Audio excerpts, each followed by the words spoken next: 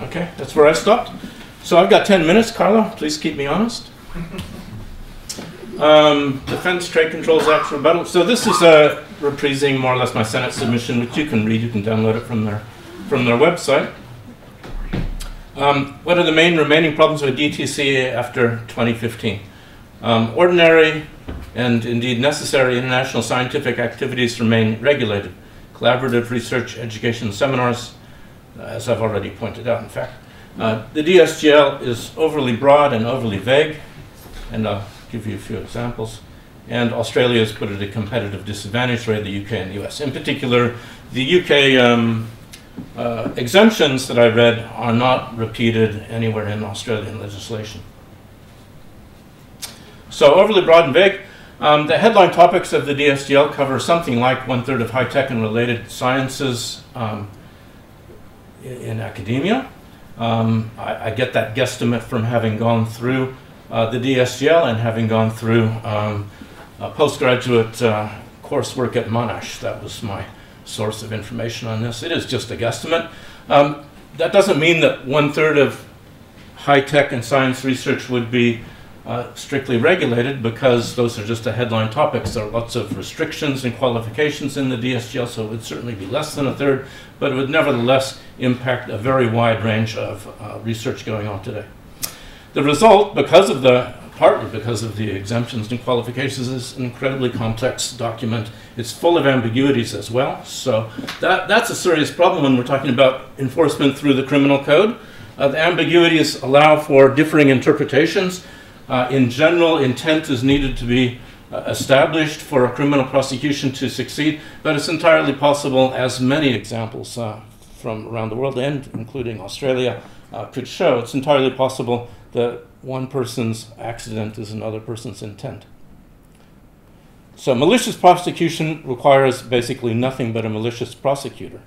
Malicious enforcement also requires exactly nothing. It just needs a malicious enforcer to go in and copy your documents and spread them around, or take advantage of them in some other malintended way. Mistaken prosecution only requires confusion. So that's one thing that Simon Wolf won't be speaking to, I guess, is that there's a set of oversight procedures that could have been put in place but haven't been. So I will read that out of his slides. Ordinary science is being criminalized. International collaboration is necessary across many of these fields, but is criminal, starting in a year. So what to do? Well, these are some possible options. You could sever your international ties, but then you would be handicapping yourself, because, after all, you are competing with our international collaborators as well as collaborating with them. Regulating all this research will also severely handicap it. The burden is going to be considerable. Even if various steps have been taken to mitigate that burden, it's still going to be a strain on everybody involved. Continuing as before would put researchers at arbitrary risk of prosecution. Given the new changes allowing publication, what you could do is publish all of your communications as they take place. So, for example, you can imagine you want to send email communications with a partner in the UK or Germany or Russia, for that matter. You just post the email and then send it, and that would cover you. But here's a little example. One of my collaborators came up with James Watson and Linus Pauling were heavily engaged in a competition to work out the structure of DNA. Had Watson published all of his communications with his collaborators as he was making them in instantly available to Linus Pauling, that would have been a fairly foolish thing to do. I can never imagine James Watson having done such a thing. You can leave research, or you can leave Australia. They're certainly the simplest options. I know people who have done both already. You can write the UK exemptions into a further amendment. This is something which, for reasons that are entirely beyond my comprehension, or at least detailed understanding, defense is adamantly opposed to. But the UK exemptions work in the UK. They're protecting their military and dual-use trade perfectly fine, and the research and education in the UK is proceeding. The problem is that we're introducing incredible amount of friction with this legislation into Australia relative to the UK and US. So those seem like the 6 likely options. And researchers in these areas are presented with them. They must make a choice. I encourage you to consider taking choice 6. That's the choice that the government does not want to consider. Ian Chubb doesn't want to consider it, but I think we should force them into considering it. What are the likely social consequences of inaction? Will a large number of academics be thrown into prison starting a year from now? Well, no. If that were to happen, then actually I would welcome that. I would welcome that, because the legislation would be immediately crushed. Some people would go to prison, and a whole bunch of people in defense and elsewhere would be out of jobs, and the legislation would be rewritten. But that's not very likely. Nobody's that stupid. But some people will be prosecuted. It has happened in the past under other legislation in the US and the UK. It's bound to happen here eventually. The problem is anticipating it, avoiding it, following certain onerous procedures to avoid it, or taking one of those other options I mentioned, like getting out of Australia and moving to Singapore. Researchers and companies, so that's not likely, but there will be intimidation. Researchers and companies will abandon Australia. I know of cases. Foreign students will stop coming to Australia. I know of cases there as well. There was one just a couple of weeks ago with a colleague down the hall. He got a new PhD student who inquired about DTCA of his embassy and was encouraged to take up an alternative scholarship in the UK. So this is happening. Researchers will switch fields to innocuous problems. This is happening. Ask Carlo Kopp. He has done that. He has dropped his military-oriented research forever. So Australia will and already is paying a high price. It will get worse, of course, as the legislation starts to bite. What are the likely impacts on industry? Publishing your way to safety is difficult for academics, impossible for most companies. Multinationals are not likely to suffer very much. They will either quarantine affected research projects that are happening in Australia so that they don't need to communicate outside of Australia. How likely are they going to be willing to share their proprietary information with the Department of Defense? I think the probability there is just about zip. So they'll quarantine their research or they'll send it overseas. Either way, Australia loses out. Small and medium scale enterprises will shut down or move overseas. There's no serious alternative option. So Chubb, in his guide or discussion, said that there are something like 100 high-tech companies in Australia affected. So I was curious about that thing. So I went to the Australian Technology Showcase and started looking through their list. They have a complete list of what they consider major high-tech companies operating in Australia, and by the time I got through the Bs, I had 100. So either Chubb thinks that most 90% of high-tech companies are not affected, which is pretty implausible, or he hasn't bothered checking his facts. My own company, by the way, is affected. It's an artificial intelligence company, and it's not listed by the Australian Technology Showcase, and I'm quite certain that Chubb did not count it either. So here's a scenario for you to think about. It's just a little story.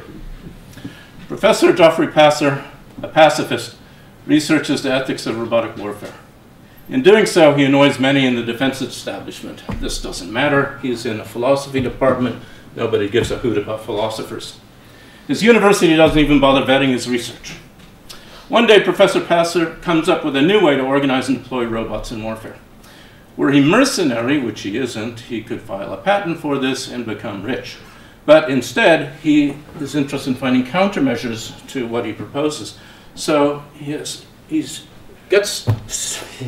revs up his computer and sends out emails to hundreds of potential collaborators around the world, informing him of his new insight and asking for support in a campaign to combat it. In the morning, he is arrested. Why is he arrested, by the way? It's because he ticked off defense and they were monitoring his metadata and other things. So, is this the end? Well, that's up to you. A lot more than it is up to me. I'll just point out that I have tagged on a little note from Bill Rawlings of Civil Liberties Australia. where he encourages people to take action. He's posted a couple of articles on DTCA. He was, as many were, invited to join us today and couldn't make it. I will post this along with my slides in the end on my website, as I've mentioned. And also here's some comments to an article that Rawlings posted, comments to his article. I am outraged, etc.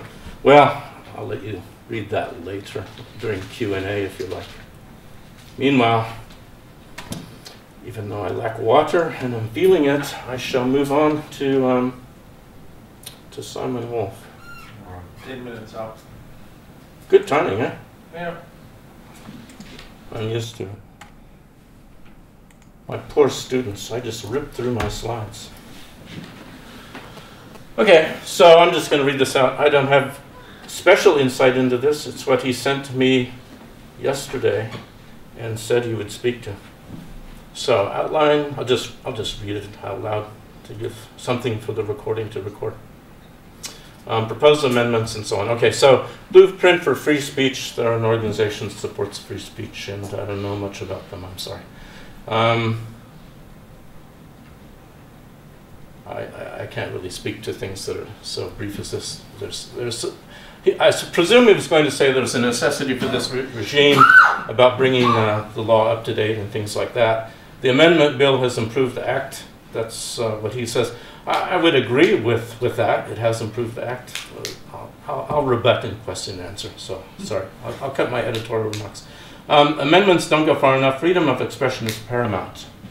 Okay, so that's his view. He did put in a submission to the Senate committee, as did I, and we did communicate about it beforehand, in fact. So some of what he submitted was a result of interaction with me. Guarantees for researchers, there need to be guarantees, I presume, is what he would say. Freedom of thought and inquiries behind every major technological advance. It's a career, etc. So IP should be protected. And their view includes the view that IP is not adequately protected because of these enforcement provisions allowing defense to copy material and with little no oversight, just ministerial oversight. Guarantees for researchers. Blueprint proposes the insertion of a further amendment to protect academic freedom and intellectual property. Okay, so there's some detail I won't read through. If you really want their view, you should look at their Senate submission. It's not an incredibly onerous thing, unlike the DSGL. It just takes 10 minutes to read or something. Preventing overreach. They're concerned about preventing overreach. Legislation that goes beyond the original purposes for which it was designed. DTCA is designed primarily to prevent proliferation of weapons and sensitive technology. The minister can gag researchers for reasons that relate to security, defense, or international relations. So they complain that this is too vague, that it allows an incredible amount of discretion on the part of the minister to gag researchers for political reasons, not just for legitimate purposes in preventing the transmission of dangerous information. Preventing the criminalization of academic debate. Informal collaboration is critical. There's a danger of self-censorship. Publication and pre-publication is helpful, but doesn't catch all informal communication. Oral supply is not enough. Okay, and they have proposed fixes for those, again in the Senate submission.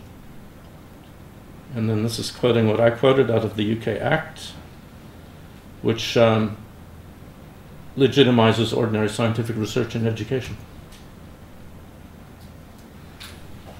Okay, critical flaws still exist that could be rectified, or should be rectified. From my point of view, I will editorialize. This is the critical omission. If we add that in, then at least from the academic point of view, we're reasonably safe. There would still be an issue about industry, but my view is one thing at a time. We have a major problem facing us in academic research, and it's going to kick in short order.